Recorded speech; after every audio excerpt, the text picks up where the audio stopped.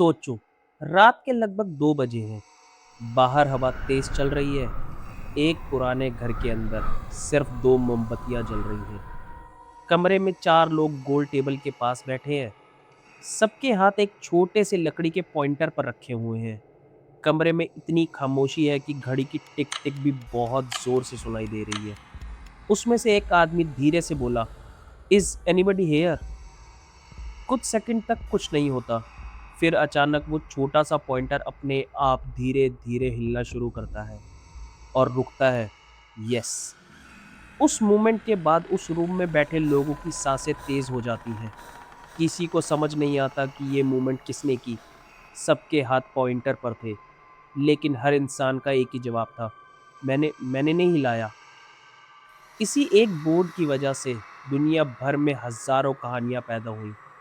कुछ लोगों ने दावा किया कि उन्होंने अपने मर चुके रिलेटिव से बात की। कुछ ने कहा उन्होंने किसी अननोन एंटिटी से कांटेक्ट किया।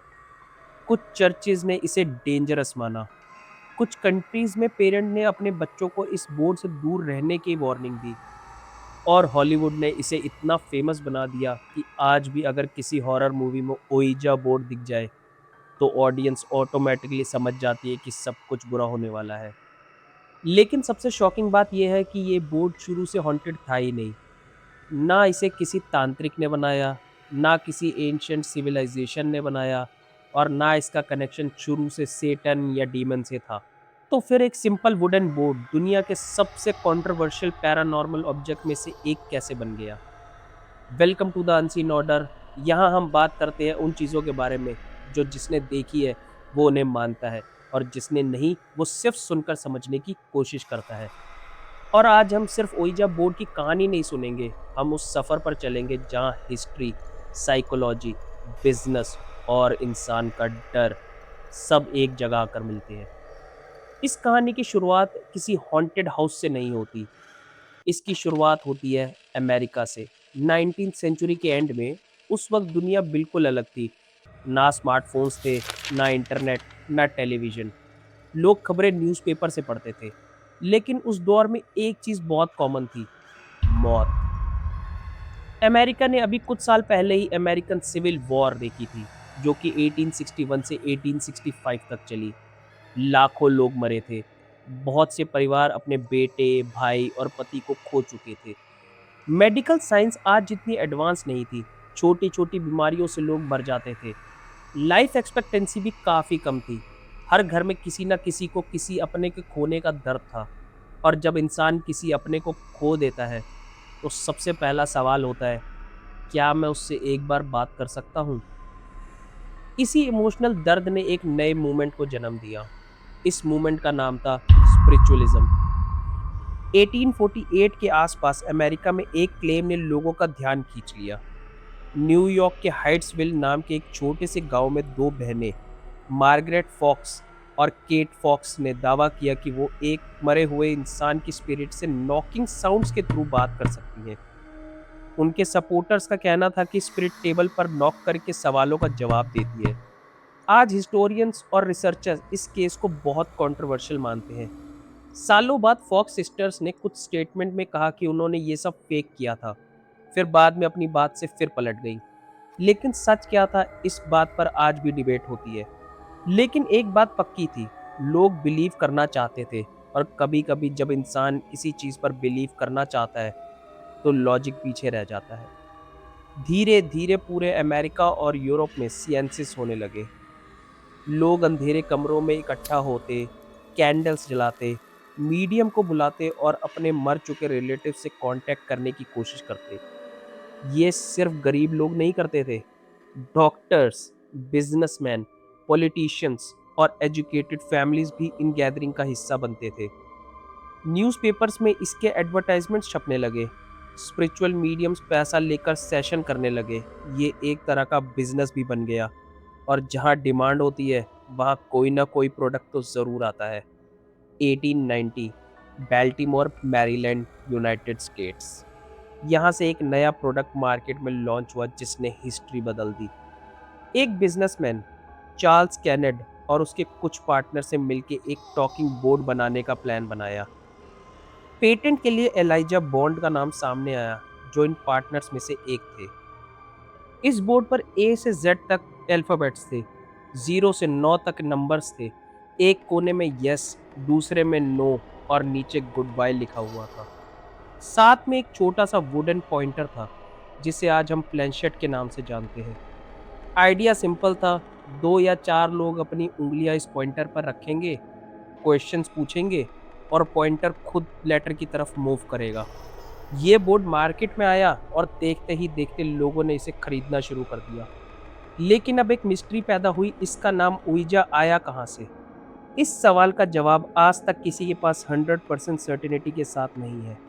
सबसे फेमस स्टोरी ये है कि जब इन्वेंटर्स ने बोर्ड से ही इसका नाम पूछा कि क्या होना चाहिए, तो पॉइंटर खुद मूव हुआ और लेटर पर जाकर स्पेल किया ओइजा। किसी ने पूछा इसका मतलब, तो जवाब मिला गुड लक। क्या यह सच था या सिर्फ एक मार्केटिंग स्टोरी, कोई नहीं जानता। एक दूसरी थ्योरी ये भी कहती है ओई फ्रेंच में यस होता है और जा जर्मन में यस होता है, दोनों को मिलाकर ओइजा बना दिया गया। लेकिन इंटरेस्टिंग बात यह है, आज भी हिस्टोरियंस इस बात पर कंप्लीटली एग्री नहीं है और शायद इसी मिस्ट्री ने इस बोर्ड को और भी फेमस बना दिया। उस वक्त किसी ने ये नहीं सोचा था कि ये सिंपल सा बोर्ड एक दिन दुनिया के सबसे डरावने ऑब्जेक्ट्स में से एक माना जाएगा। लेकिन असली कहानी अब शुरू होती है। 1890 के बाद ओइजा बोर्ड अमेरिका में इतना पॉपुलर हो गया कि लोग इसे सिर्फ एक पैरानॉर्मल ऑब्जेक्ट नहीं, बल्कि एक फैमिली गेम की तरह देखने लगे। न्यूज़पेपर एडवर्टाइजमेंट्स में इसे वंडरफुल टॉकिंग बोर्ड कहा जाता था। कुछ एडवर्टाइजमेंट्स तो ये तक क्लेम करती थी कि ये बोर्ड पास्ट, प्रेजेंट और फ्यूचर के सवालों का जवाब दे सकता है। लोग इसे बर्थडे पर गिफ्ट करते थे, क्रिसमस पर खरीदते थे और फैमिली गैदरिंग्स में निकाल कर इसे यूज़ करते थे। सोचो, जिस बोर्ड को आज कई लोग घर के अंदर लाना भी अवॉइड करते हैं, एक वक्त था जब वही बोर्ड अमेरिका के ड्राइंग रूम्स का हिस्सा हुआ करता था। लेकिन पॉपुलैरिटी के साथ साथ कहानियां भी बढ़ने लगी। हर शहर में किसी न किसी ने दावा किया कि बोर्ड ने उन्हें ऐसी बात बता दी जो किसी और को पता नहीं थी। किसी ने कहा उसने अपनी खोई हुई रिंग ढूंढ ली, किसी ने क्लेम किया कि उसने अपने मर चुके फादर से बात की। न्यूज़पेपर्स इन कहानियों को और भी सेंसेशनल बनाकर छापने लगे। इसी दौरान एक नाम धीरे धीरे ओइजा बोर्ड के साथ हमेशा के लिए जुड़ गया, विलियम फल्ट। विलियम फल्ट शुरू में ओइजा बोर्ड बनाने वाली कंपनी में काम करते थे। धीरे धीरे उन्होंने मैन्युफैक्चरिंग और बिजनेस की जिम्मेदारी संभाल ली और 1901 के बाद उनका नाम ओइजा बोर्ड के साथ इतना फेमस हो गया कि बहुत से लोग उन्हें इसका इन्वेंटर मानने लगे। हालांकि हिस्टोरिकल रिकॉर्ड्स के मुताबिक ओइजा बोर्ड के ओरिजिनल पेटेंट से उनका नाम नहीं जुड़ा था। फल्ट ने बोर्ड को सिर्फ बेचा नहीं, उन्होंने उसे अमेरिका का एक कल्चरल फेनोमेनन बना दिया। उनकी मार्केटिंग इतनी सक्सेसफुल थी कि 1900s की शुरुआती सालों में लाखों ओइजा बोर्ड बिकने लगे। फिर 1914 और दुनिया बदल गई। वर्ल्ड वॉर वन शुरू हो चुकी थी। यूरोप जंग की आग में जल रहा था। लाखों सोल्जर्स मारे गए, हजारों परिवार टूट गए। हर तरफ सिर्फ एक ही चीज़ थी, लॉस। और जब इंसान अपने किसी करीबी को खो देता है, तो वो आंसर ढूंढता है। इसी दौरान स्पिरिचुअलिज्म और ओइजा बोर्ड दोनों की पॉपुलैरिटी फिर से बढ़ने लगी। बहुत से लोग रात को कैंडल्स जलाकर बोर्ड के सामने बैठे रहते और एक ही सवाल पूछते, क्या तुम वहाँ हो? क्या उन्हें सच में जवाब मिलता था, या वो सिर्फ अपने दर्द को कम करने की कोशिश कर रहे थे? इसका जवाब आज भी किसी के पास नहीं है। लेकिन इतना ज़रूर हुआ कि ओइजा बोर्ड अब सिर्फ एक गेम नहीं रहा, वो होप, ग्रीफ और मिस्ट्री का सिंबल बन चुका था। फिर 1927 इस कहानी ने एक और अजीब मोड़ लिया। विलियम फल्ट अपनी फैक्ट्री की रूफ पर एक फ्लैग पोल इंस्पेक्ट कर रहे थे। अचानक रेलिंग टूट गई और वो नीचे गिर गए। उन्हें तुरंत हॉस्पिटल ले जाया गया, लेकिन तब तक उनकी मौत हो चुकी थी। और बस यहीं से लेजेंड्स पैदा होने लगे। लोगों ने कहना शुरू कर दिया ओइजा बोर्ड ने अपने क्रिएटर की जान ले ली। लेकिन हिस्टोरिकल रिकॉर्ड्स कुछ और ही कहते हैं। आज तक कोई क्रेडिबल एविडेंस नहीं मिला जो उनकी डेथ को किसी पैरानॉर्मल एक्टिविटी से जोड़ता हो। लेकिन इंसान की एक आदत होती है, जब भी किसी मिस्टीरियस चीज़ के आसपास एक कोई भी ट्रेजेडी होती है, तो कहानियाँ सच से तेज दौड़ती हैं। और धीरे धीरे फिलियम फल्ट की एक्सीडेंटल डेथ भी ओइजा बोर्ड की माइथोलॉजी का हिस्सा बन गई। 1920s और 1930s तक ouija बोर्ड अमेरिका की पॉप कल्चर का एक नॉर्मल हिस्सा बन चुका था। ज़्यादातर लोग इसे एंटरटेनमेंट के लिए या क्यूरोसिटी के लिए यूज़ करते थे। उस वक्त भी बहुत कम लोग थे जो इसे किसी इविल ऑब्जेक्ट की तरह देखते थे, लेकिन ये इमेज ज़्यादा देर तक नहीं टिकने वाली थी। 1966 में famous toy company Parker brothers ने ouija बोर्ड के राइट खरीद लिए। आयरॉनिकली जिस बोर्ड को लोग स्पिरिट से बात करने के लिए यूज करते थे, वही बोर्ड अब मोनोपोली और चेस के साथ टॉय स्टोर्स की शेल्फ पर बिक रहा था। सब कुछ ठीक चल रहा था। फिर आया 1973 और एक फिल्म ने सब कुछ बदल दिया, द एग्जॉर्सिस्ट। इंटरेस्टिंग बात यह है कि मूवी ओइजा बोर्ड के बारे में नहीं थी, लेकिन इसमें एक मेमोरेबल सीन था जहां एक लड़की टॉकिंग बोर्ड के थ्रू एक मिस्टीरियस एंटिटी से कांटेक्ट करती है। फिल्म रिलीज हुई और दुनिया भर में सेंसेशन बन गई। लोग थिएटर से डर कर बाहर निकले और धीरे धीरे लोगों के दिमाग में एक नया आइडिया बैठ गया, शायद ओइजा बोर्ड सिर्फ एक गेम नहीं है। उसके बाद हॉरर मूवीज, टीवी शोज और नॉवेल्स ने ओइजा बोर्ड को डीमंस, पोजेशंस और हॉन्टेड हाउस के साथ जोड़ दिया। सालों बाद ओइजा और ओइजा ओरिजिन ऑफ इविल जैसी हॉरर फिल्म्स ने इस इमेज को और भी मजबूत कर दिया। लेकिन इतनी हिस्ट्री, इतनी मूवीज, इतनी स्टोरीज, इनके बीच एक सवाल आज भी खड़ा था। अगर ये सिर्फ एक वुडन बोर्ड है, तो इतने सारे लोग एक जैसे एक्सपीरियंसेस को क्लेम क्यों करते हैं? क्यों इतने लोग कहते हैं कि प्लेनशट अपने आप चलने लगती है? और सबसे अजीब बात, हर इंसान का जवाब एक ही होता है, मैंने नहीं हिलाया। तो ये सिर्फ एक कोइंसिडेंस है या फिर इसके पीछे कोई साइंस छुपा हुआ है जिसके बारे में ज़्यादा लोग जानते ही नहीं? और अब हम उस जगह पहुंच चुके हैं जहां से ओइजा बोर्ड की कहानी दो हिस्सों में बट जाती है। एक तरफ वो लोग हैं जो यकीन करते हैं कि बोर्ड सिर्फ लकड़ी का टुकड़ा नहीं, बल्कि किसी और दुनिया का दरवाज़ा है। और दूसरी तरफ साइंटिस्ट हैं जो कहते हैं कि बोर्ड में कोई पैरानॉर्मल पावर नहीं है, बल्कि इंसान का अपना दिमाग इसे चलाता है। लेकिन सवाल वही है, अगर बोर्ड को कोई चला नहीं रहा, तो फिर वो हिलता कैसे है? इस सवाल का जवाब ढूंढने के लिए साइकोलॉजिस्ट ने सालों तक एक्सपेरिमेंट्स किए। उन्होंने अलग अलग लोगों को एक रूम में बैठाया, सबने उंगलियां प्लेनशेट पर रखी, फिर उनसे सिंपल क्वेश्चन पूछे गए। हर बार एक अजीब चीज सामने आई, प्लेनशेट मूव करती थी और हर पार्टिसिपेंट्स ने एक ही जवाब दिया, मैंने नहीं हिलाया। लेकिन जब उन्हीं लोगों की आंखों पर पट्टी बांध दी गई या बोर्ड को उनकी नॉलेज के बिना घुमा दिया गया, तो प्लेनचेट रैंडम नंबर पर जाने लगी। सही आंसर लगभग खत्म हो गए। साइकोलॉजिस्ट ने इस फेनोमेनन को नाम दिया द आइडियो मोटर इफेक्ट। ये एक साइकोलॉजिकल इफेक्ट है जहां इंसान बिना रियलाइज किए अपनी मसल से बहुत छोटी मूवमेंट करता है। मूवमेंट इतनी हल्की होती है कि इंसान को खुद महसूस नहीं होता कि वही पॉइंटर को धक्का दे रहा है। मतलब बोट चल रहा होता है, लेकिन उसे चला भी वही इंसान रहा होता है बिना जाने। और यहीं से कहानी और इंटरेस्टिंग हो जाती है। साइंस के पास मूवमेंट का एक्सप्लेनेशन तो है, लेकिन एक्सपीरियंस का नहीं।